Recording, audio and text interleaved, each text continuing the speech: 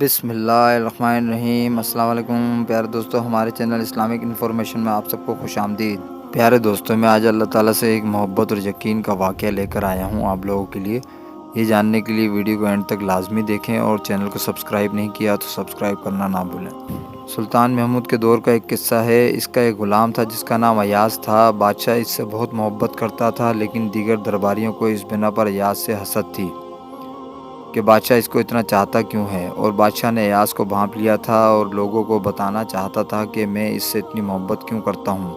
ایک دن دربار بھرا ہوا تھا۔ یہ غلام ایاز بادشاہ کی پشت پر کھڑا پنکھا جھیل رہا تھا۔ اسی درمیان بادشاہ نے کہا، میرے دربار کی جس کو جو چیز پسند ہو اس کو اٹھا لے، میری طرف سے اجازت ہے۔ جس چیز پر وہ ہاتھ رکھے گا وہ چیز اس کو دے دی جائے گی۔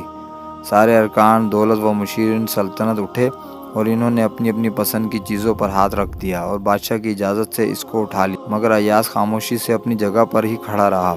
اس نے کسی چیز کو ہاتھ نہیں لگایا اور اٹھانے کی کوشش بھی نہیں کی۔ یہ دیکھ کر لوگ ایاز کو تکنے لگے اور دل ہی دل میں سوچنے لگے کہ یہ کتنا بڑا بیوقوف ہے، ایسی قیمتی چیز میسر ہے، نہ اپنی جگہ سے اٹھتا ہے اور نہ کسی چیز کو اٹھاتا ہے۔ یہ سارا منظر بادشاہ بھی دیکھ رہا تھا۔